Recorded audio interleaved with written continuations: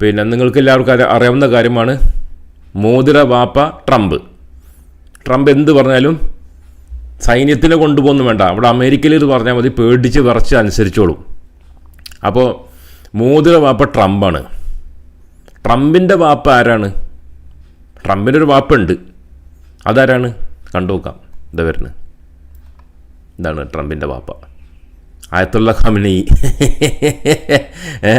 ട്രംപിൻ്റെ മറ്റേ അവിടെ അമേരിക്കയുടെ വേറെ പ്രസിഡന്റുമാർ കുറേ വന്നല്ലോ, അവരുടെ പേടി സ്വപ്നാണിത്.